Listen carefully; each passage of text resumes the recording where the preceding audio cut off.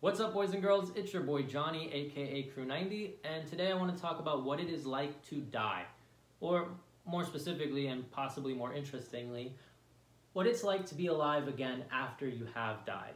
So let's get right into it.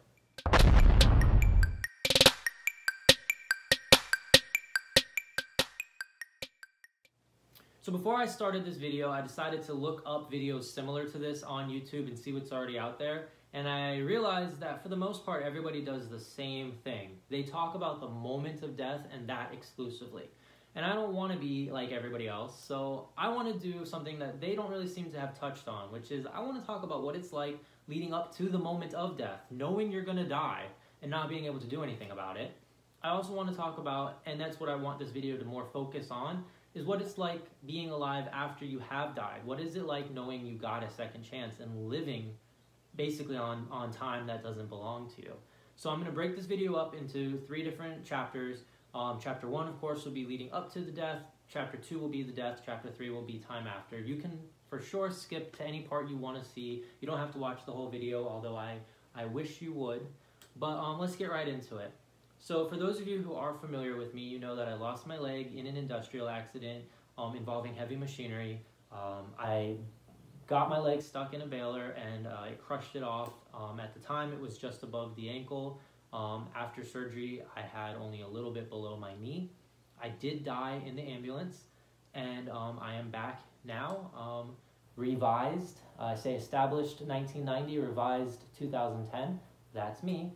So in those moments leading up to death, I was surprisingly calm. If you've heard my 911 call, you can see that the 911 call can attest to it. I definitely had a level of panic under the surface that was starting to come up, and you could hear it towards the end specifically. But I was overall very accepting of the fact that I was going to die. This is not to say that I didn't want to live or that I didn't feel the urge to fight, but I just realized the level of injury was so drastic that there was no way I was going to come back from this.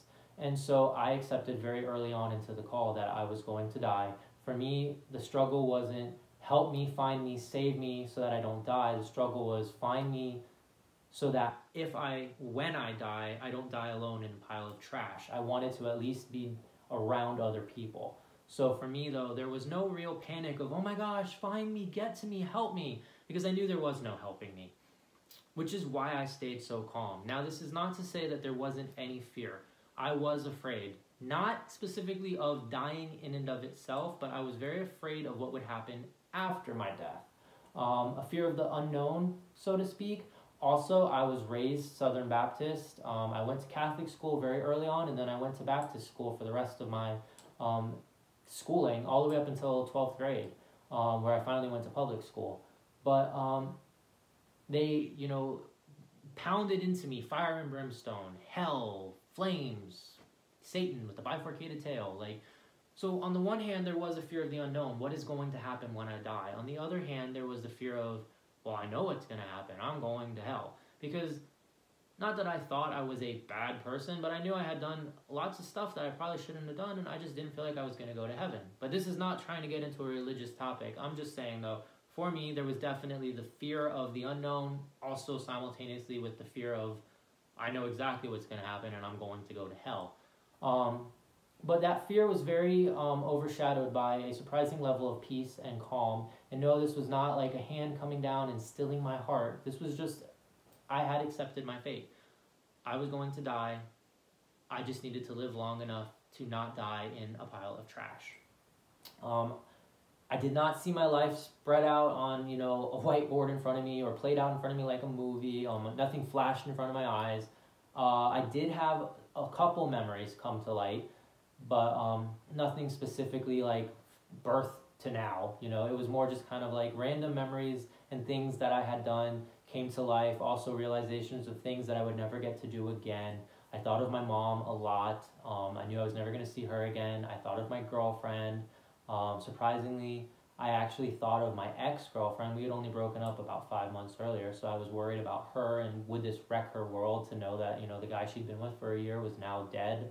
So, and to be honest, I have found out it would not have wrecked her world because I didn't die. I ended up, well, I died, but I'm here now. And from the hospital, my mother actually texted her to say, Johnny was in a really bad accident. He lost his leg, but he is okay. He has survived. He's stable, and he's going to be okay. And she wrote back and said, well, I failed to see how that has anything to do with me. So I can take from that she probably wouldn't have cared if I had died. But that's its own story as well. Either way,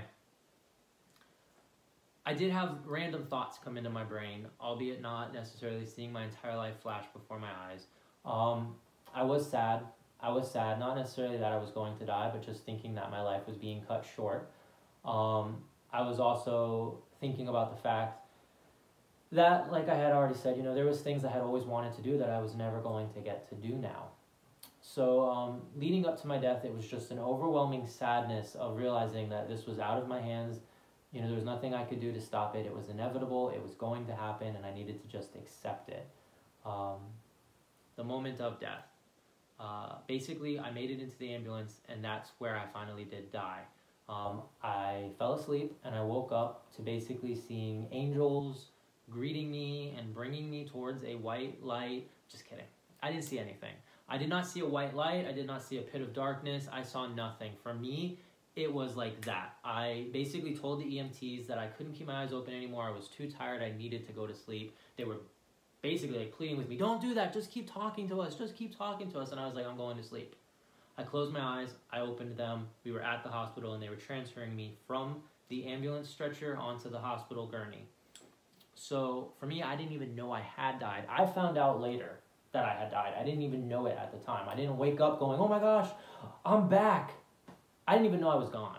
I just fell asleep. So I'm sorry if that's boring, but that's not the basis of this video anyways. I want to talk more about life after death. Now, everybody always talks about zombie apocalypse and like what it would be like if the dead came back. But surprisingly, what you don't know, if you don't really think about this, but you have no idea if the guy next to you is technically a zombie. I am technically a zombie. I was dead and I am back. I am alive. No, I'm not a zombie in the sense that, I was just reanimated. I was fully resuscitated and brought back. But bottom line is, we are living in a world where there are people walking around among you who have died, been to the other side, and came back. I myself am one of them. For me, it is very interesting to think about the fact that I am back. There is a level of survivor's guilt, survivor's remorse, whatever you want to call it. I'm aware that so many people die in tragic accidents and they don't get the chance to come back. So for me, there is a weight that I always carry of, am I doing enough? Am I making the most out of my life? Am I being worthy of this second chance that I was given? I try to wake up super early every day. Anyone that knows me can attest to that. I'm a super night owl. I stay up really late, but I'm also a morning bird. What is it? The morning bird gets the worm. Well, for me, it's just the morning bird gets up because he was given another day and he wants to make sure that he doesn't squander it. For me, I'm aware of the fact that basically I used up all my chips at the poker table. I cashed out. I told the dealer I'm done. And I got ready to leave, and as I was walking out the casino doors, somebody came to me and said, but sir, wait, here's another 1,000 chips. And I was like, what? It's not mine. And they're like, well, here, take them. And now every bet I make, I want to make the most of it because, I mean, why not? Like, this money wasn't supposed to be mine. That's kind of how I feel when it comes to this now. I cashed out my chips. I died, I flatlined, and I was brought back. I was given more days to play with, and I want to make sure that I use every one of those days to the fullest. So there is a weight, a responsibility, I guess I should say. At the same time, though, a weight has been lifted. As I lived my entire life always afraid of death, not like it was a conscious thought in my mind every day, oh, it's today of the day, but there was things that I did not do for fear that I might die. For example, roller coasters. I would not get on roller coasters. I was terrified of them. What if it careens off the tracks and I die? But I then proceeded to die at work. I died at work. How lame is that? I spent my whole life avoiding roller coasters just to die at work. Well, now I don't do that anymore. I live my life not afraid of anything, which I know that sounds so macho man, He-Man, like, oh, I'm not afraid of anything, but it is true. I don't really have any fear of things because what's the worst that happens? I die? Well, I could die just, checking my mail. It happened. That's what happened to Versace. You know, I could die at work, like what happened to me. Why avoid this? Because it might kill me just to end up going to work tomorrow and dying at work, you know? So it almost, in a way, took a weight off of my shoulders. I no longer have fear. And apparently this is actually very common for survivors of either near-death experiences or people who died and came back. You go one of two directions most times. Of course, there's always people that go right up the middle, but for the most part, you either have a severe fear of everything now because, oh my gosh, I could just die at any time, so you don't do anything because you're terrified, or you go my direction where it's, I could die at any time, so I might as well do whatever I want because if I'm going to die, I'm going to die. And if I'm not, I'm not. And that's where I went. And so it is almost liberating. I genuinely am doing things now that I would have never dreamed of doing before because I was terrified. I'm not terrified anymore. So there is a weight of a responsibility, but there is also a weight lifted where you feel stronger now and like you might as well just live life and not be scared. I feel very grateful to be here. And it is still, sometimes when I go to bed at night, it blows my mind to think like I died and now I'm here. It's been 12 years, almost 12 years. And to this day, it still hasn't fully sunk in sometimes. Like on a day-to-day basis, of course I'm aware of what happened, but sometimes it just kind of, I catch a glimpse in the mirror and I see my leg is missing, or I just, you know, I go to put my prosthetic on and it just is so surreal. Like, oh yeah, that's right. I died. I lost my leg and now I'm here. So there you go. That's for me what it's like to have died and come back. I live every day not really afraid of anything, not really worried. But at the same time, I guess I am concerned about one thing, and that is just making sure that I am not squandering the gift that I was given. There are so many people who never got the chance to come back. So that's all I can tell you. I hope you found this very interesting. What's it like to die? And what's it like to live again?